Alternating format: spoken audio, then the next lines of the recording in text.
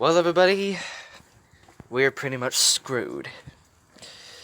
The Gorg is getting ready to shoot a massive laser at Earth, and there's not yet much anyone can do about it. So, let's just go into Chapter 34, The Open Palm, and see what happens next, shall we? Let's get back to reading. Chaos reigned on and above the Cray Tech campus as the group of college students did their best to contain the Gorg's drone army. Leaping through the air, Fred slammed into one of the drones, causing it to veer sharply to the side and smash into another drone, sending them both crashing to the ground. I was just turning on the light, by the way. As another drone honed in on Fred, a disc came flying in from the side, striking the drone on the nose and setting the machine spinning out of control before it smashed into a building. Skating across the ground, Gogo held out her hand and caught the disc as it returned to her. Glancing up, Gogo saw one of the drones flying down towards her, firing blasts of green energy in her direction as it came. Before it could reach Gogo, a small red sphere struck the side of the drone and exploded, ripping a flaming hole in the side of the machine and sending it crashing to the ground. Gogo nodded to Honey as she sped past the young woman, her friend's long hair fluttering in the wake of her passing. Turning her gaze skyward, Honey quickly inputted the chemical sequence into her bag, which produced a bright pink Ken ball. Palming the Ken ball, Honey hurled it upwards, striking a drone on its aft section as it flew over her. As the Ken ball shattered, it released a sticky pink goo that covered the drone's engines. A few moments later, the drone's engines began to sputter before the machine dropped out of the air and crashed to the ground. "Honey!" Wasabi shouted as he ran across the battlefield, using his plasma blades to deflect the energy blasts that a pair of drones were firing at him. "I need a boost!" Nodding her head, Honey quickly inputted another chemical sequence into her bag, which produced an orange Ken ball. Grabbing the Ken ball, Honey tossed it in the direction Wasabi was running in, causing it to break open on the ground in front of him. As the chemicals spilled across the ground, they suddenly began to bubble before swelling up into a cushion of a rubbery orange substance. Leaping into the air, Wasabi landed on top of the orange blob with the full force of his weight. The blob was briefly squashed beneath Wasabi before snapping back into its previous shape, flinging the young man into the air in the process. Quickly regaining his bearings, Wasabi turned in the air to face the pair of drones that were chasing him. As the drones adjusted their aim, they flew directly at the rising Wasabi.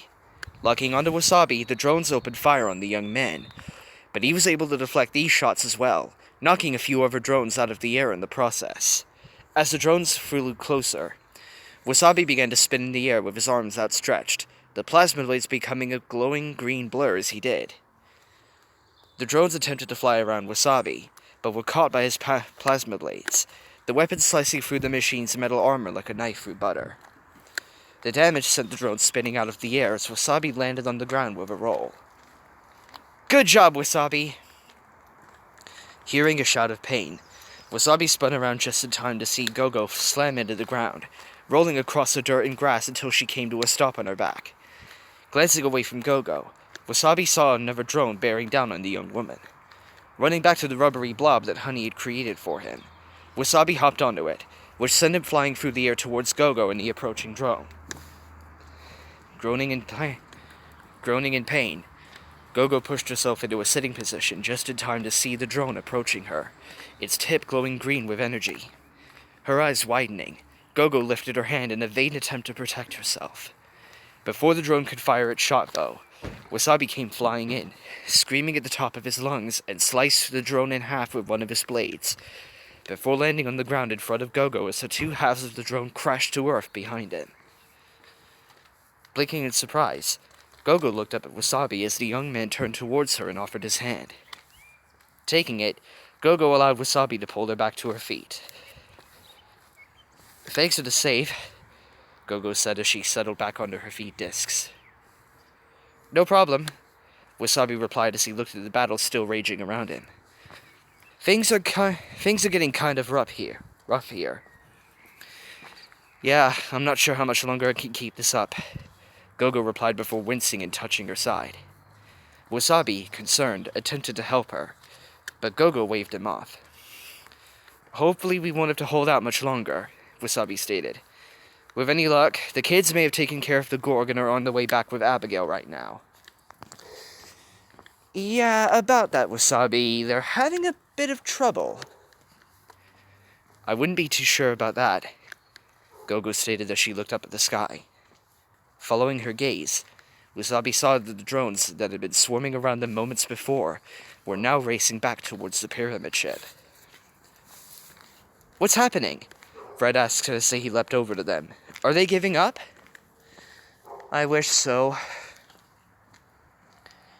I don't think so, Honey stated as she joined the others, pointing towards the pyramid ship.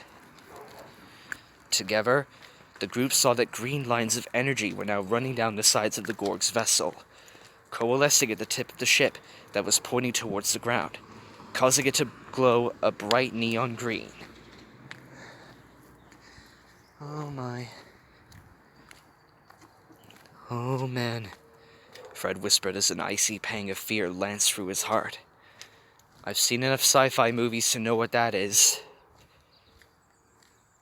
What are we going to do? Gogo whispered as she turned her attention back towards Wasabi.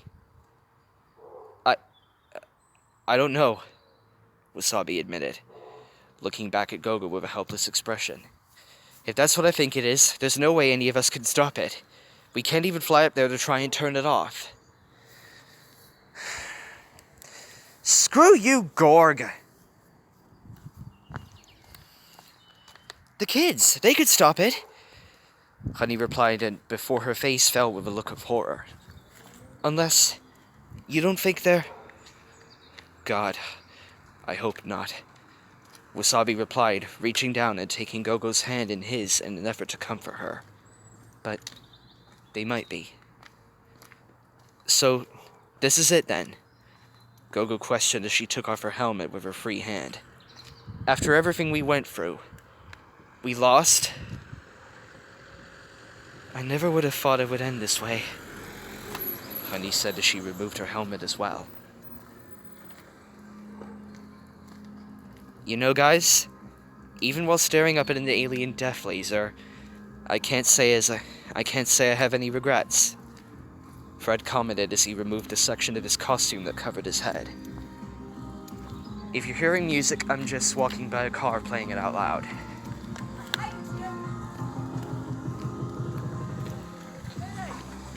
Pretty good music at that.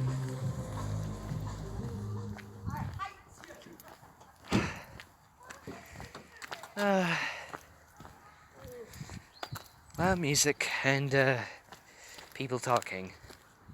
Recording videos like this, it's difficult to get into the story. I've got to try recording these videos in a more quieter place like my room.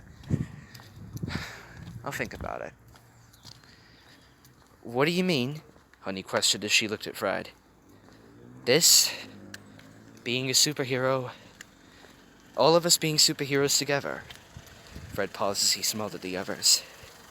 I used to dream of this as a little kid. Turning his gaze towards the looming spaceship, Fred's smile never faltered. I'll tell you one thing, Fred stated. If I had the chance to do everything over again, I wouldn't change a thing. Lowering his gaze, Fred looked over at Honey and his smile faltered. Well, maybe one thing, Fred stated sadly. Smiling at him, Honey reached out and placed a hand on Fred's shoulder. I wish he was here too, Honey said. And while I can't say I don't have regrets, I'm happy to be here with all of you all the same. Oh God, they're talking about Tadashi. Oh no! Looking at her friends, Honey smiled fondly at them. I love you all like family, Honey stated. I don't want something that important to have gone unsaid. Oh, come on! I'm gonna cry! I'm literally gonna cry because you're tugging on my heartstrings right now! Do not let the earth blow up in this chapter, please!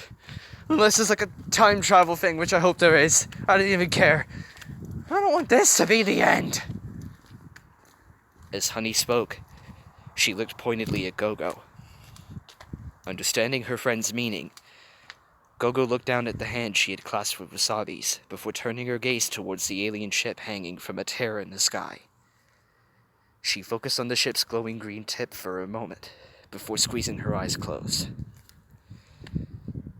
"What? Darren," Gogo spoke up, bringing the young man's attention to her. "Yeah?" Wasabi replied, raising his gaze to look at Gogo. I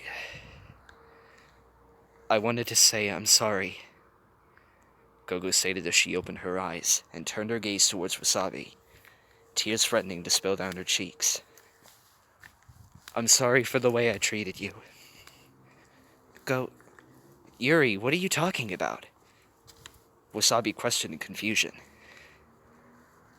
"I pushed you away," Gogo explained.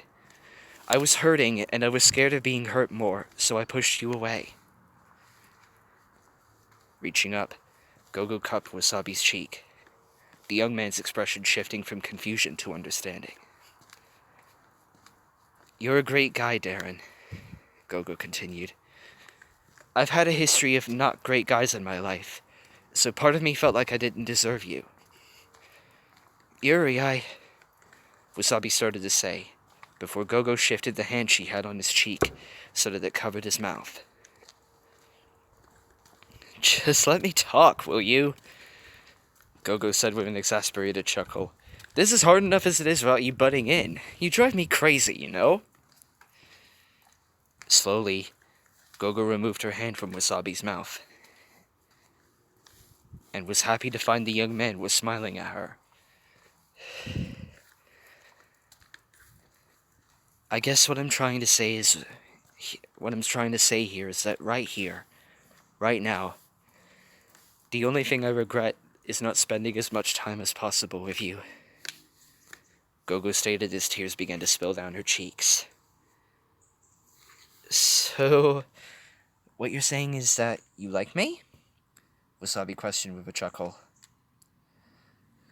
"God, you're such an idiot," Gogo replied with a roll of her eyes before she reached up, wrapped her arms around Wasabi's neck, and pulled him into a kiss, which the young man gladly reciprocated as he wrapped his arms around her waist.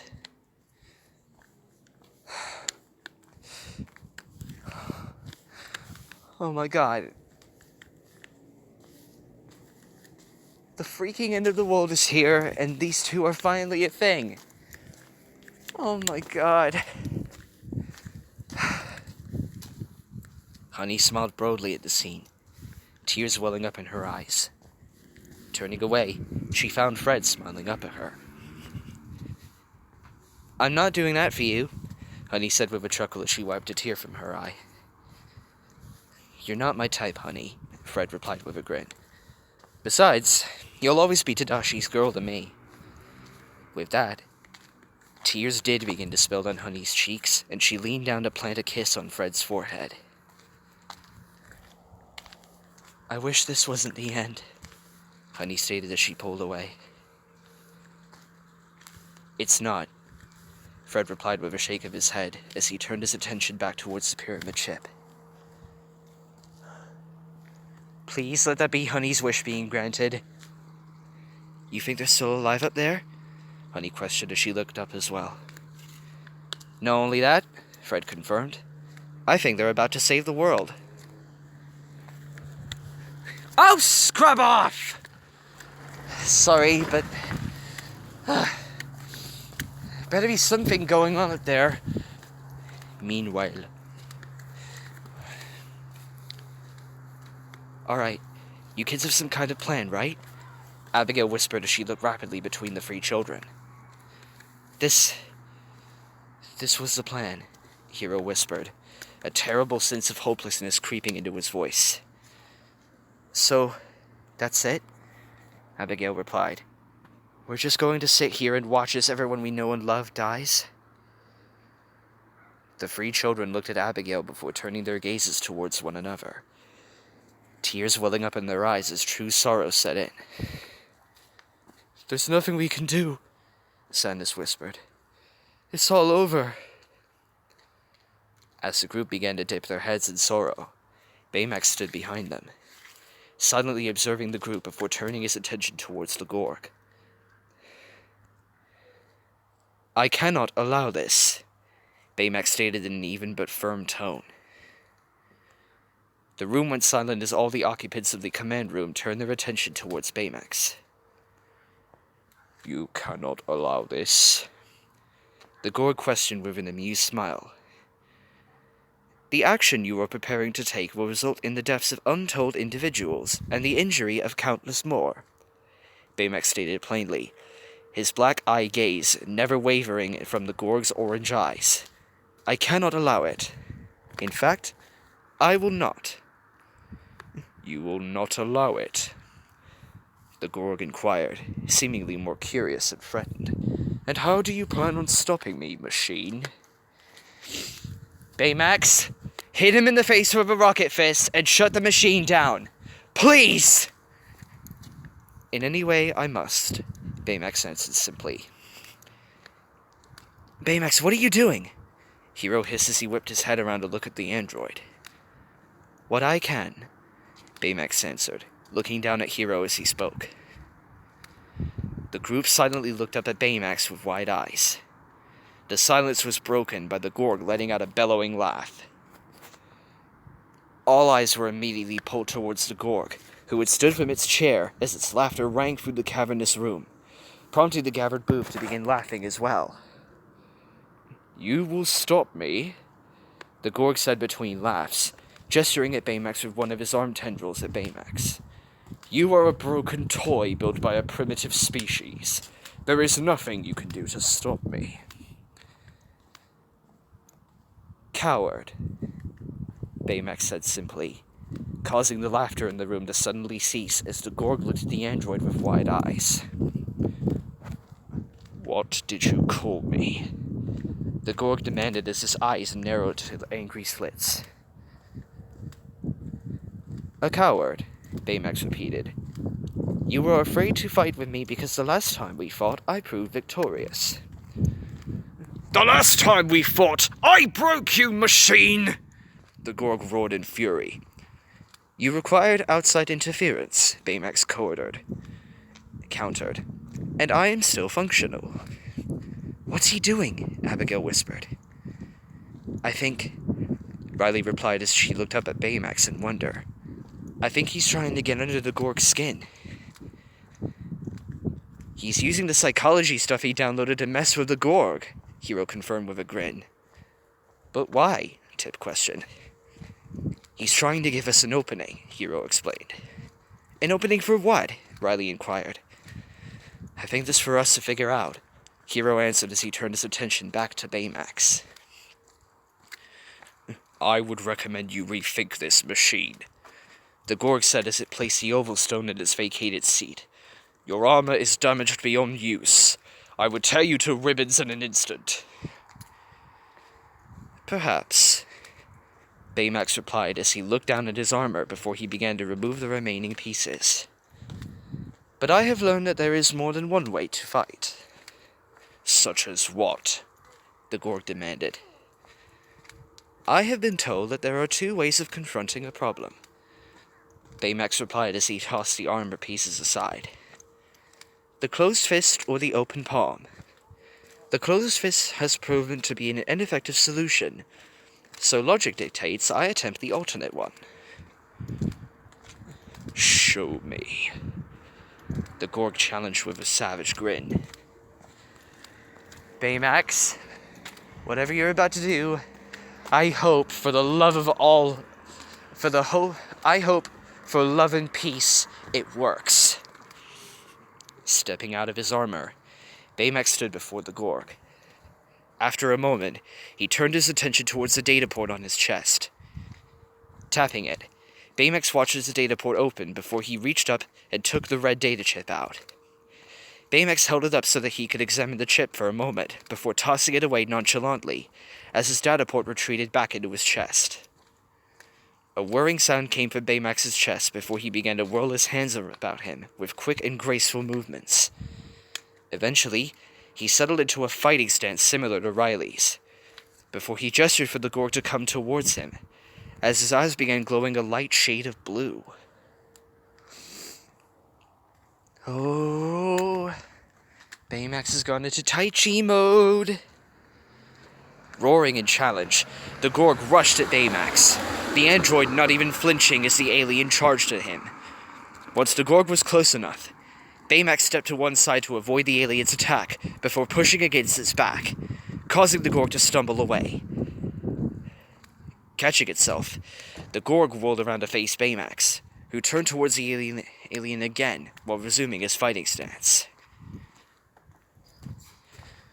Snarling, the Gorg leapt at Baymax, flying through the air to come crashing down on the android.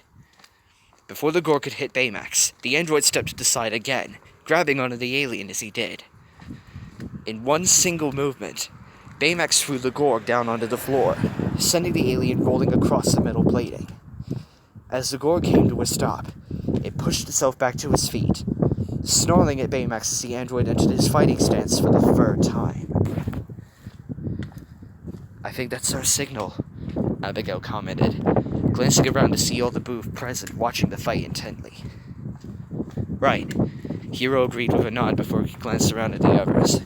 "Let's go."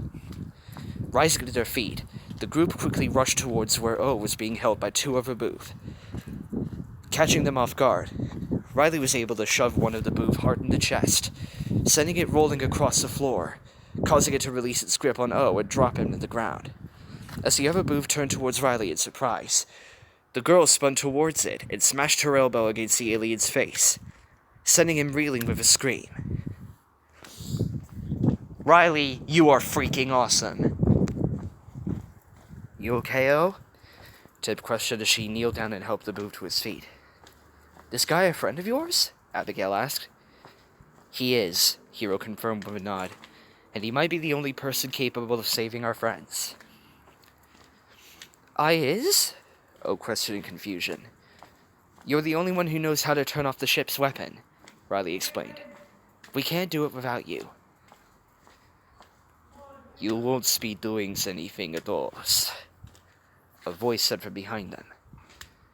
Turning in place, the group found Smek standing behind them, his laser gun leveled at them.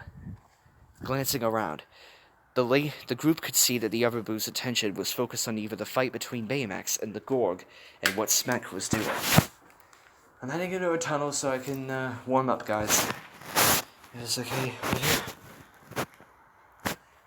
"My masters has spared your lives, but if you are trying to be interfering with his plans, I will happily put an endings to you all," Smek threatened.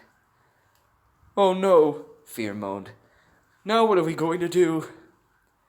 "I have an idea," Joy replied after a moment's thought. "Why are you doing this?" Riley questioned. "Why's?" Smek repeated with a chuckle. "Because my master demands it." "And why is he your master?" Riley pushed, glancing around to see more of the other booth watching the exchange. "Because the master is being the taker of all things," Smek declared. "Both are best at knowing what is best, and the Gorg is the bestest master." "So the Booth aren't good enough to be their own masters?" Riley inquired. There was a stunned pause as Smek blinked at Riley in surprise. Booth needs protection," Smek answered, looking unsure of himself as he glanced around at the other members of his species. Oh, sorry, I kicked the ball. You want to make that pass? Yeah, thank you. You left your ball behind? No, it's not my ball. Oh, right. Sorry. Smek answered, looking unsure of himself as he glanced around at the other members of his species, their attention drawn to him as the Gorg continued to try and fail and land a hit on Baymax. The Gorg was being the only ones who were strong enough to protect us. Without the Gorgs, we would all be dead. And so now you help the Gorg kill other people, Abigail replied. I didn't know the Booth were murderers. The Booth are not being murderers, Smek snarled, his skin turning a dark shade of red. We are superior to your ways of killings. Above it. You don't seem so above it, Hero stated. If the Boov are against killing, then you're letting the Gorg force you to do something you don't want to do. If we didn't not, he would be killing us, Smek argued. So, someone who is supposed to be protecting you is threatening to kill you? Tip inquired. That doesn't sound like a great protector.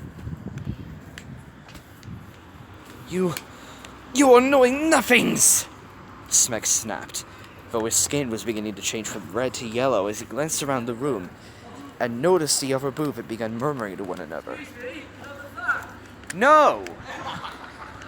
The Boov are needing the Gorg. Another fat? No! Why? I just told you 1,000 times. Smoke, do you? I don't smoke.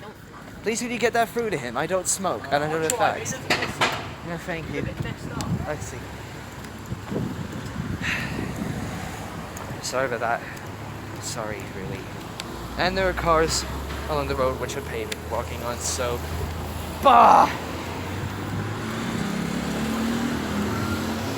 The Boov are not needing the Gorg, O retorted as he began approaching Smek, whose skin was now a bright shade of yellow as his worried gaze met O's hard stare.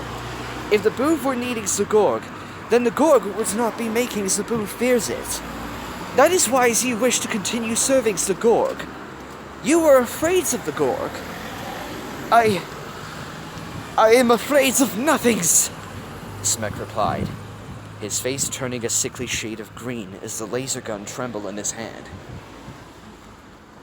Boov turn green when we are telling lies, O countered before lashing out with one of his arm tentacles and smacked the gun out of Smek's weak grip, sending the weapon clattering across the floor. A hush fell over the room as all eyes were locked on O and Smek. Go for it, O! Go for it! I am the captain, Smek squeaked as he looked at O in wide-eyed astonishment. Not anymore, O replied before feinting to strike Smek, causing the other Boov to flinch away, his foot tentacles becoming entangled with one another, causing him to go rolling across the floor with a shriek of fear. Go for it, O. I'm gonna have to cut this off because I really need to get back, because I am really cold. I went out to record this without a coat. Big mistake, so I'll see you again shortly. Home at last, safe and sound, warm and snug. Now, let's just finish this chapter off and prepare for the last two. At the same time, Baymax and the Gorg were squaring off again. As Baymax held his fighting stance, the Gorg rushed him again. As the Gorg swiped at Baymax, the robot raised his hand and pushed the attack to the side, latching onto the Gorg's tentacle with his hand and kicked at the alien's legs with his foot, the blow doing no damage but proving to be enough to trip his opponent, sending the Gorg falling to the ground. As the Gorg crashed to the floor, Baymax managed to twist the alien's arm behind its back, before holding the Gorg's other shoulder down with his free hand and planting his knee against the Gorg's back. Snarling in frustration, the Gorg struggled against Baymax's grip, but couldn't get the leverage to throw the android off of him. Tactics always outsmart brawn. Smek! The Gorg roared as he turned his gaze towards the Boov. Smek! Get this machine off of me!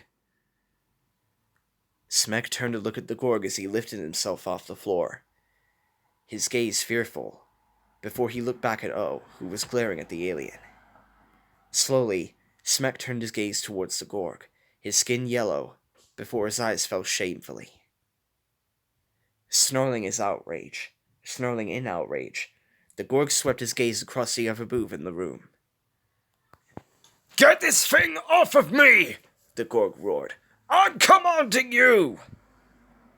A few of the Boov began to move towards the Gorg, but stopped as O stepped forward and held his arm up. Don't! O said, the authority in his voice causing the other Boov to freeze in panic. Do not be helping the Gorg! What? The Gorg bellowed, his fury seeming to shake the room around him. How dare you! I am your lord and master!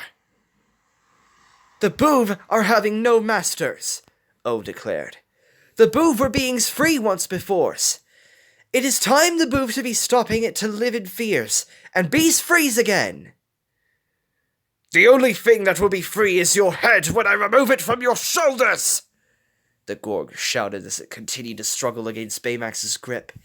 You will do as I say, or suffer the consequences! It is being hard to be afraid of yous when you are lying on the floor, O said defiantly.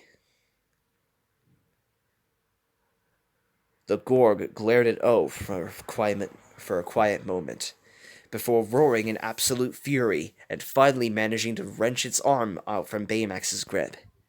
Rolling over, the Gorg managed to throw Baymax off its back before rising back to its feet, its burning orange glare focusing on O. My, you are being much more frightening now, O said meekly as his skin abruptly turned yellow. With a bellowing roar, the Gorg charged at O as the Boov let out a scream that caused his skin to begin pulsing purple and yellow. Before the Gorg could get to him, though, Baymax reached out and grabbed one of the Gorg's tentacles. Snarling, the Gorg paused and turned towards Baymax, before he yanked against the android's grip. While Baymax was able to keep hold of the Gorg's tentacle, the force pulled the android off his feet and flipped him into the air. Spinning around in the air, Baymax landed in front of the Gorg, quickly resuming his fighting stance as the alien looked at him in surprise. Please deactivate the weapon, Baymax said as he looked over his shoulder at O and the others, before the Gorg roared and charged towards him. Quickly. With that, Baymax turned back towards the Gorg just in time to redirect the alien's lashing attack before shoving it, sending the Gorg stumbling away. Watching as Baymax moved to confront the Gorg again, Hero turned his attention towards the group. I'm beginning to think that Baymax didn't even need his armor at first. He just needed the Tai Chi chip. This is incredible. Come on! Hero shouted. We need to get that weapon turned off. Nodding in reply, the group rushed over to one of the computer terminals that one of the other Boov was working on. We must be turning off the laser, O exclaimed as he ran up to the other Boov. I can't, the other Boov replied nervously. If I do, the Gorg... The Gorg can't hurt you anymore, Riley spoke up. My friends and I aren't going to let him. The Boov looked at her for a few moments before the alien nodded. It will be quicker if you are using that terminals as well, the Boov explained as it indicated towards an open computer terminal. Nodding his head in understanding, O rushed over the computer terminal and quickly began inputting commands as the other Boov did the same. Emergency failsafes are being engaged, O declared, his gaze focused on the screen in front of him. Power levels within the weapons is being dropped. Go, O! Well done! And well done to the other Boov as well. What? The Gorg roared from across the room. No! Turning to look behind him, O let out a scream as he saw the Gorg barreling towards him. Before the Gorg could reach O, though, Baymax was able to step between the two aliens. Snarling in rage, the Gorg swung one of its arms at Baymax, striking the android in the gut and knocking him off his feet. As the force of the blow sent Baymax flying backwards, he slammed into O, causing the Boov to bash his head against the computer console he had been working at. Blinking the pain away, O looked at the computer system before him, which was now cracked and glitching. As he studied the readout, O's skin turned yellow as his eyes went wide. Oh noes, he whispered before the floor suddenly shuddered, causing everyone present to stumble as they tried to keep their footing. A moment later, all the footage displayed on the screens in the room suddenly cut out, replaced by what appeared to be emergency message in an alien language on a red background. At the same time, a loud alarm began to sound, halting every few moments to give a warning in an indecipherable tongue. Immediately, the other Boov in the room let out shrill screams of panic and began running around in terror.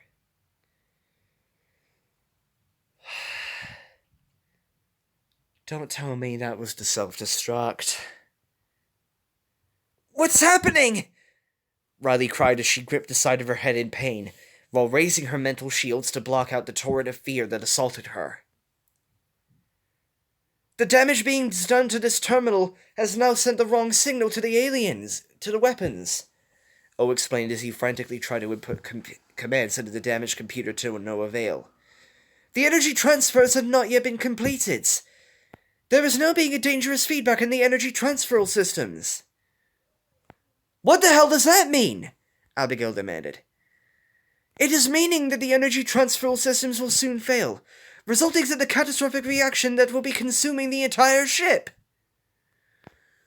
So it is a self-destruct. Frickin' heck! There was a long pause as the other stared at O in mute horror. Are you telling us that the ship is about to explode? Tip shouted after finally regaining control of her wits. Everyone is reading my mind in this story for some reason, and that is the most correct mind reading. As if in response, the computer terminal the other booth was working frantically at suddenly exploded in a shower of sparks, sending the alien falling backwards with a scream. Running over to the booth, the group helped the alien to their feet while observing the room around them, noticing other small explosions going off within sight. Oh dear. Is that other booth's name Kyle? I hope it's Kyle. Kyle was good in the movie, Home. Come on! Hiro called as he began beckoning the group towards one of the doors. We have to get out of here! The group began moving towards one of the doors through which a large number of Booth were fleeing. They were stopped, though, as the Gorg suddenly stepped into their path. As the group looked up at the Gorg with wide eyes, one of the screens exploded behind the alien in a shower of shrapnel and sparks, casting the Gorg in a hellish light, its glowing orange eyes appearing almost demonic. Oh, I don't think any of you are going anywhere. The Gorg stated with a snarl that sent chills running down their spines. More drama going on in this chapter? I'll say it is, Finmonster! Freaking heavens! Wow! And he also says, hope you guys liked it. Next chapter will have the explosive finale. You know what? I'm gonna save recording these two chapters for, last few chapters for another time.